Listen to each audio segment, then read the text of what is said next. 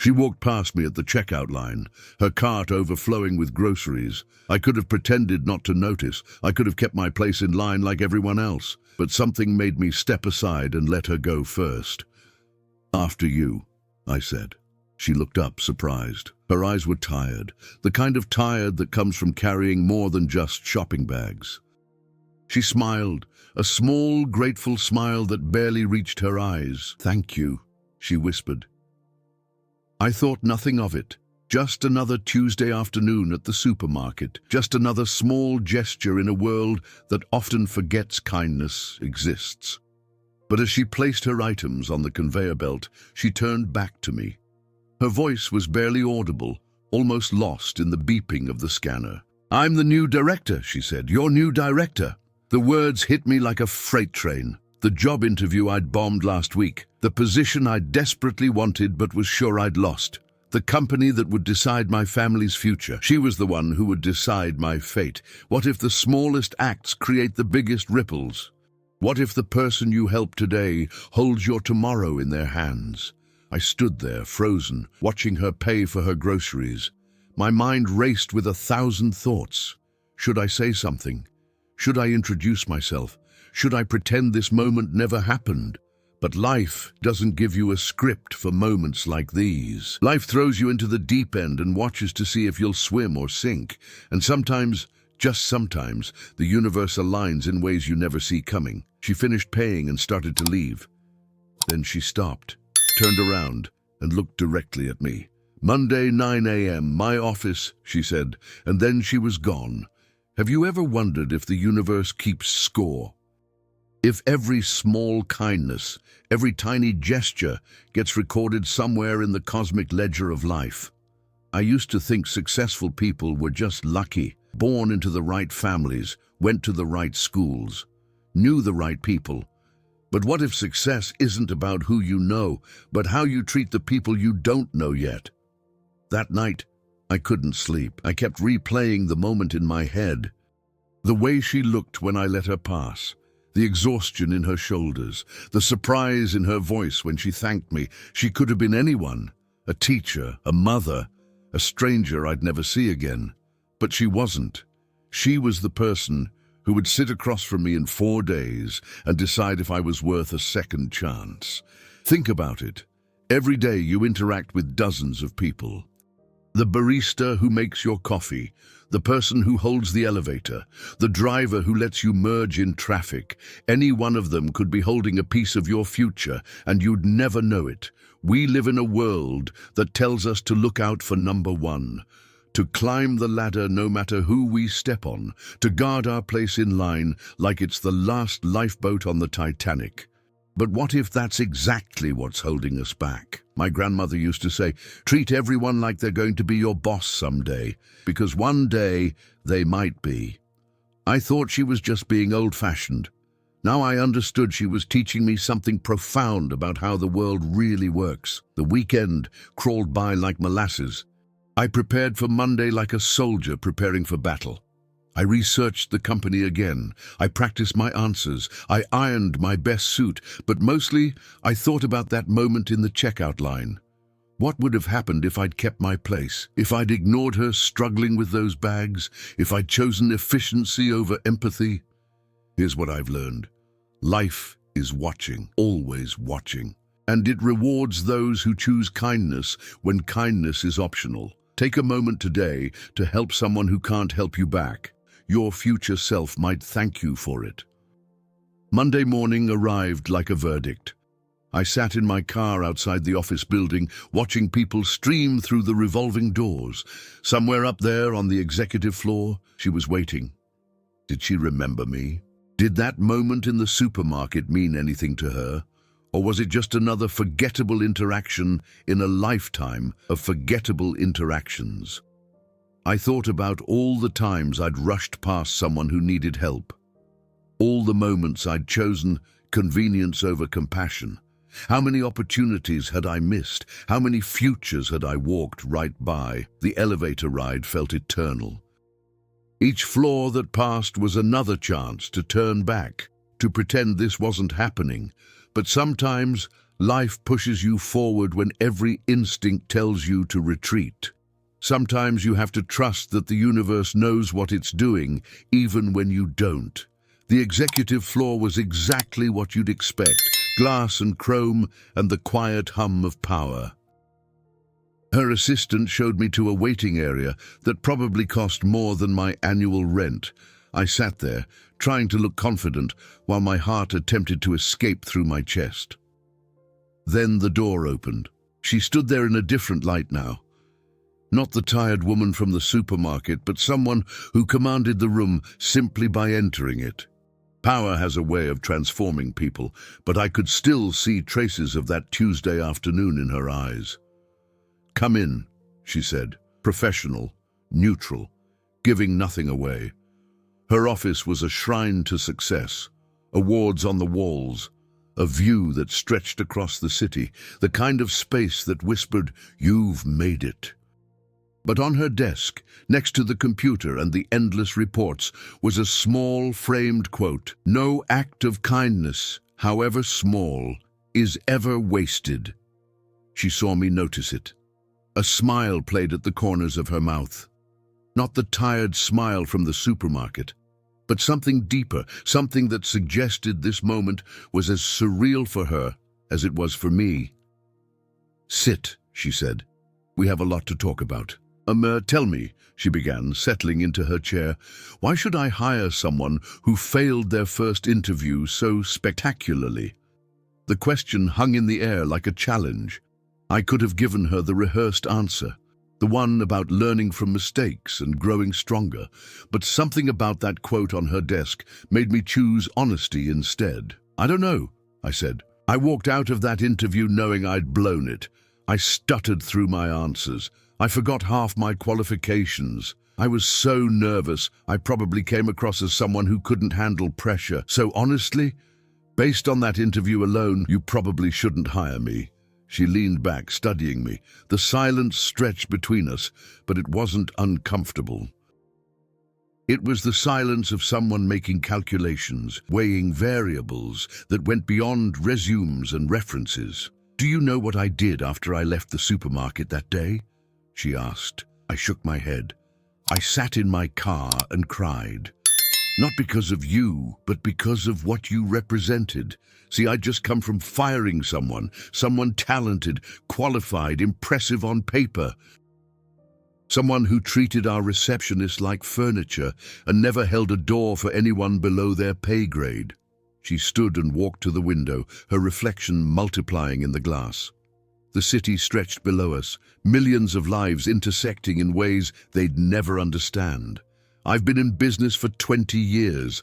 I've hired hundreds of people. And you know what I've learned? Skills can be taught, experience can be gained, but character shows up when no one's watching, when there's nothing to gain, when you're tired and stressed and just want to get home.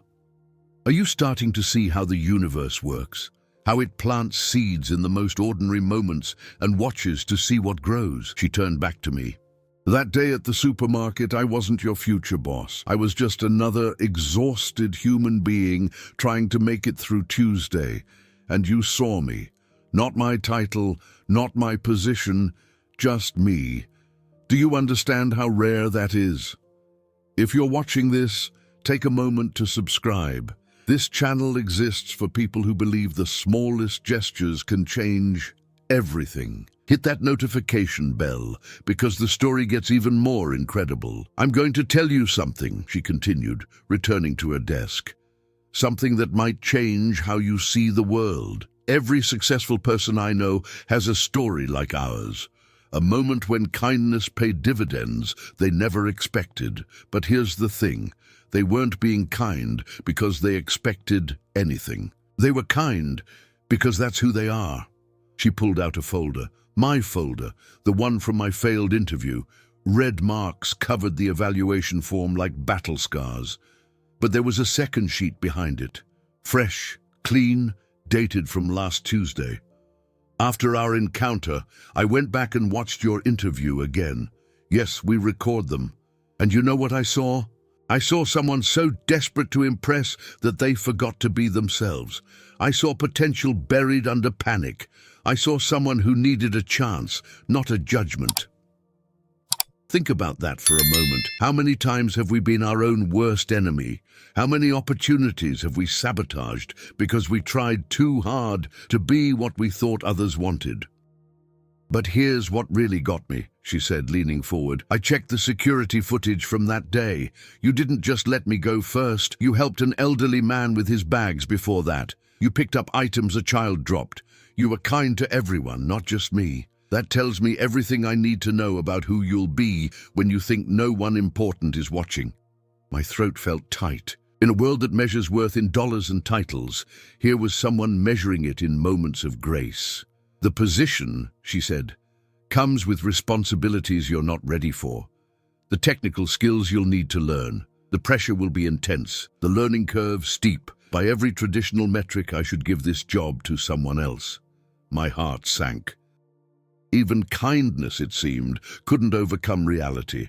Which is why, she continued, I'm creating a new position. One that plays to your strengths while you develop the skills you need. Think of it as an investment, not just in you, but in the kind of company I want to build, one where character counts as much as capability. She slid a contract across the desk. The number at the bottom made my hands shake. It was more than I dared hope for, with a clear path to the position I'd originally wanted. Welcome to the team, she said. Now let's talk about what happens next. What happens when the universe rewards you for being human? When a simple gesture on a Tuesday afternoon reshapes your entire future? You'd think the story ends there, with the contract signed and everyone living happily ever after. But life has more lessons to teach. My first day was a revelation. The company she was building wasn't just about profits and productivity. Every meeting started with a simple question: who did you help today? Not what did you accomplish, or how much did you sell, but who did you help? She had instituted something called the Ripple Effect Award. Each month, employees nominated colleagues who created positive ripples through small acts of kindness. The winner got a bonus, sure, but more importantly, their story was shared company-wide. A reminder that success isn't just about climbing ladders, but about holding them steady for others. I watched her lead by example. She knew every janitor's name. She held doors. She remembered birthdays and asked about sick relatives. She treated the intern with the same respect as the CFO. And slowly, beautifully, the culture shifted. But here's where it gets interesting. 3 months into my new role, I was grabbing coffee when I overheard 2 employees talking. They were mocking the Ripple Effect Award, calling it forced kindness and corporate manipulation. One of them was the same person who'd beaten me in the original interview. It's all for show, he said. Nobody actually cares. They just want to look good for the boss. I could have walked away, could have pretended I didn't hear, but I remembered her words.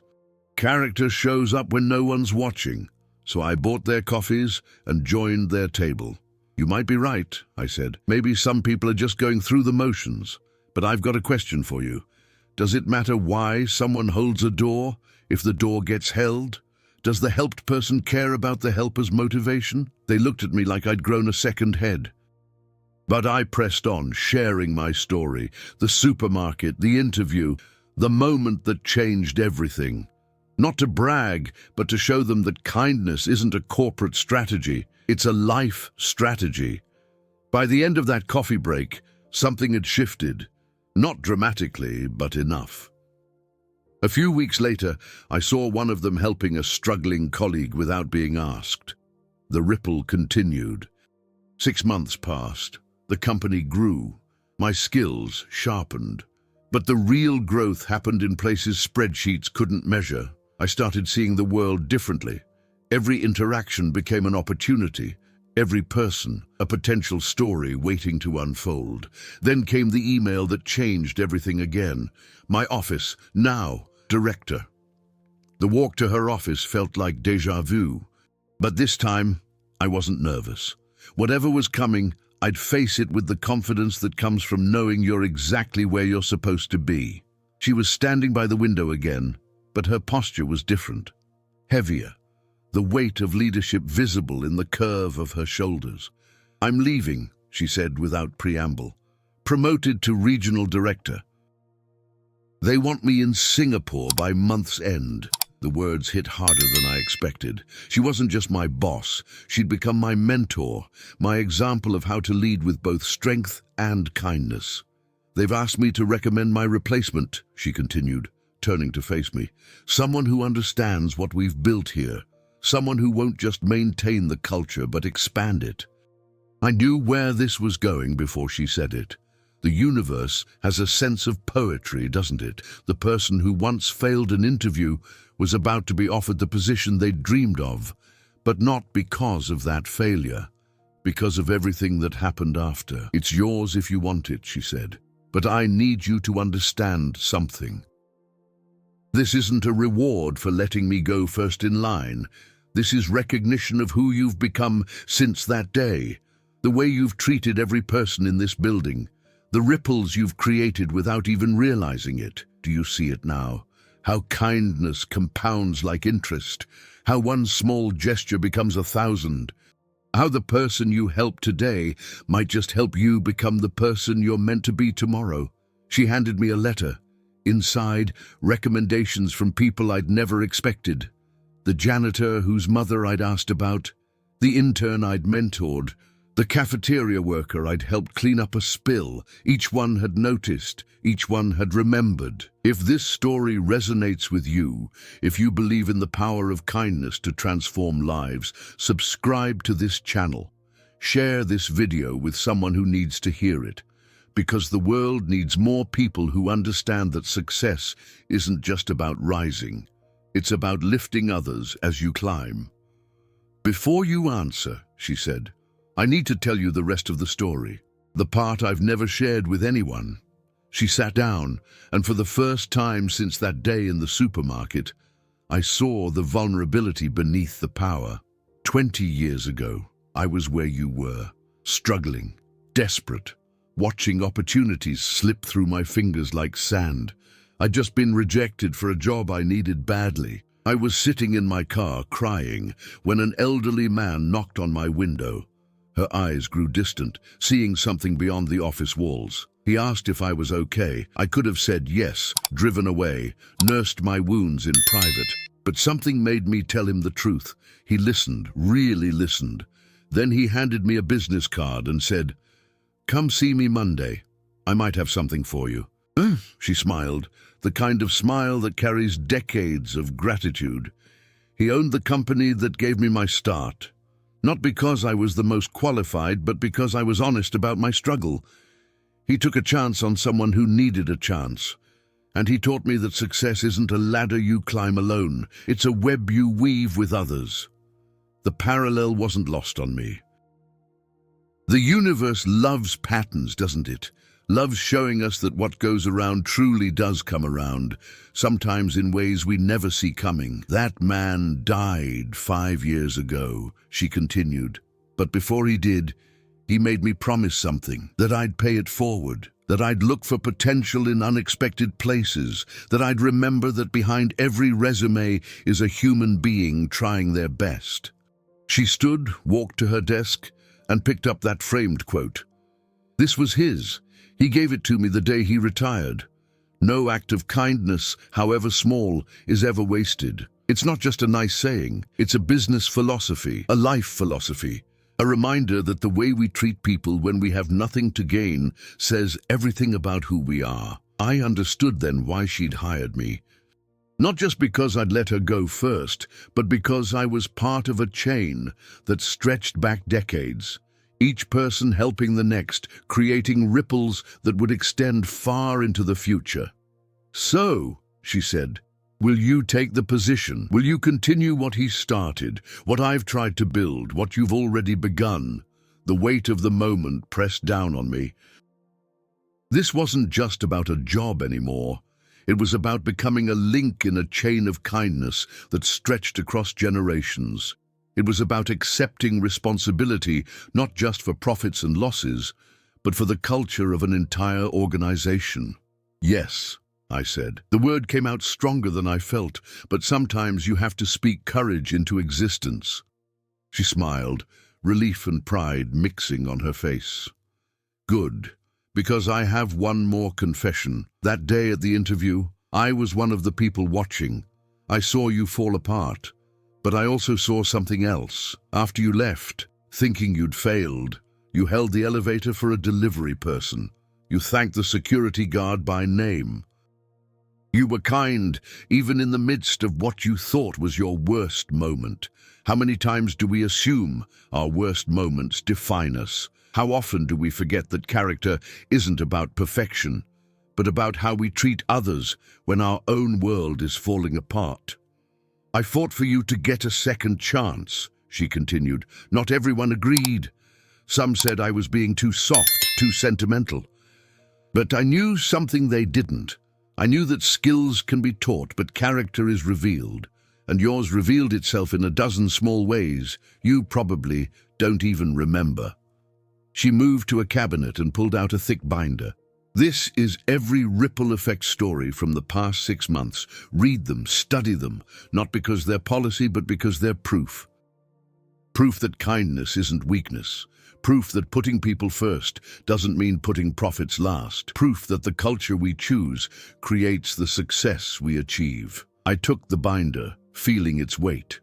Each page represented a moment when someone chose connection over efficiency, humanity over hierarchy. Together, they painted a picture of what business could be when it remembered that companies are just collections of human beings trying to do something meaningful together. You'll face resistance, she warned. People who think kindness is inefficient, who believe only the ruthless survive, who see empathy as a luxury businesses can't afford. Prove them wrong, not with words, but with results. Show them that when people feel valued, they create value. The next hour was a blur of transition plans and practical details, but through it all, one thought kept returning. How different would the world be if every leader understood what she understood? If every company measured success not just in quarterly earnings, but in daily kindnesses? My first day as director arrived with the weight of expectation. The email announcement had gone out. The reactions were mixed. Some celebrated, remembering their own interactions with me. Others wondered how someone who'd failed their first interview could leapfrog over seemingly more qualified candidates. I called an all-hands meeting for that afternoon. Standing where she once stood, looking at faces both friendly and skeptical, I understood the challenge ahead. How do you lead people who might not believe you deserve to lead them? I want to tell you a story, I began. About a Tuesday afternoon in a supermarket, I laid it all out.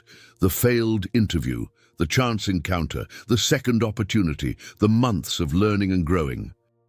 But most importantly, I talked about what I'd observed, how our culture of kindness hadn't made us soft, it had made us strong, how our focus on people had improved our performance, how treating each other well had translated into treating customers well, which had translated into success by every traditional metric.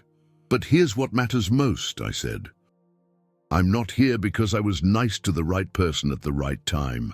I'm here because she saw in me what I want to see in all of you: potential, character, the ability to create positive ripples that extend far beyond these walls. Then I did something unexpected. I asked them to share their own stories. When had someone's kindness changed their day? When had they helped someone without expecting anything in return? What ripples had they created or experienced? The room transformed. Skepticism melted as story after story emerged. The accountant who'd been mentored by a colleague who had nothing to gain. The salesperson whose worst day had been salvaged by a simple act of compassion from a competitor. The engineer whose innovative idea had been championed by someone who could have claimed credit but didn't. What if every workplace could be like this? What if kindness wasn't seen as a weakness but as a strategic advantage? What if we stopped separating business from humanity and realized they're strongest when they're intertwined? By the end of that meeting, something had shifted. Not everyone was convinced. Change never happens that quickly. But enough people were curious, enough wanted to be part of something bigger than themselves, enough understood that success without significance is just empty achievement. A year passed. The company thrived in ways that surprised even me. Turnover plummeted, productivity soared, customer satisfaction reached record highs. But the spreadsheets only told part of the story. The real story was written in the small moments that happened every day. The senior executive who started bringing coffee for the night security guard, the rival departments that began collaborating instead of competing, the hiring manager who looked beyond resumes to see potential. Each ripple created more ripples, until kindness wasn't a program or a policy, it was simply how we operated. But the universe had one more lesson to teach me. I was at the same supermarket, almost exactly 2 years after that first encounter. The symmetry wasn't lost on me. I was tired, stressed from a particularly challenging week, focused on getting home. Then I saw her, a young woman struggling with too many bags and a crying child. She was clearly overwhelmed, trying to juggle groceries while comforting her toddler.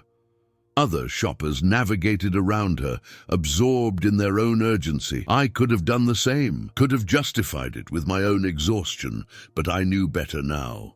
I knew that these moments, these ordinary, easily dismissed moments, were where life really happened. "Can I help?" I asked. The relief on her face was immediate. Together, we managed the bags and the child, making our way to her car. She thanked me profusely, apologizing for the inconvenience. I told her it was no inconvenience at all, that we all need help sometimes. As I walked back to my own car, she called out, "Excuse me, but aren't you? I have an interview at your company next week. I'm so nervous. I've already failed 2 interviews this month." The universe's sense of humor is something else, isn't it?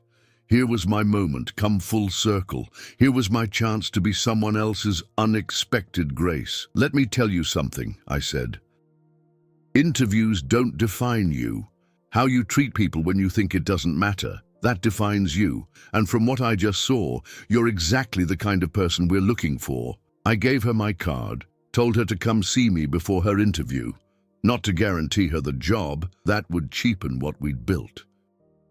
But to remind her that behind every interview is a human being who understands struggle, who values character, who knows that sometimes the best employees are the ones who failed and learned and kept their kindness intact. She got the job, not because of our encounter, but because she showed up as herself, because she treated everyone from the receptionist to the CEO with equal respect. Because when given the chance to shine, she revealed the character that stress had temporarily hidden. She's thriving now, creating her own ripples, mentoring others who remind her of where she came from. The chain continues, each link strengthening the whole. So here's the truth I've learned, the truth that changed my life on a Tuesday afternoon in a supermarket. Every interaction is an audition for a future you can't imagine. Every kindness is an investment in a return you'll never see coming.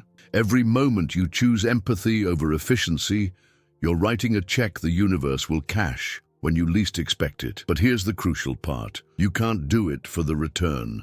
The moment kindness becomes calculated, it loses its power. The magic happens when you help because helping is who you are, not because of what you might gain. We live in a world that teaches us to be strategic with our compassion, to network up and ignore down, to save our best selves for people who matter. But everyone matters. The exhausted person in the checkout line, the failed interview candidate, the struggling parent. Any one of them could be holding a piece of your future, but even if they're not, they're holding a piece of your humanity. What if we all lived as if kindness was our default setting? What if we treated every encounter as a chance to create positive ripples? What if we stopped seeing success as a solo journey and started seeing it as a collective rise? You watched this story unfold. You saw how a simple gesture transformed multiple lives. Now the question is, what will you do with this knowledge? Who will you help today? What ripples will you create? If this message resonated with you, don't just watch, act. Like this video? Yes. Subscribe to the channel? Absolutely. But more importantly, go out and be someone's unexpected grace. Hold that door. Offer that help. See the human behind the hurry, because the person you help today might just help you become who you're meant to be tomorrow. Share your own ripple stories in the comments below. Let's create a wave of proof that kindness isn't naive, it's necessary. That success isn't about climbing alone, it's about rising together. This channel exists for those who believe small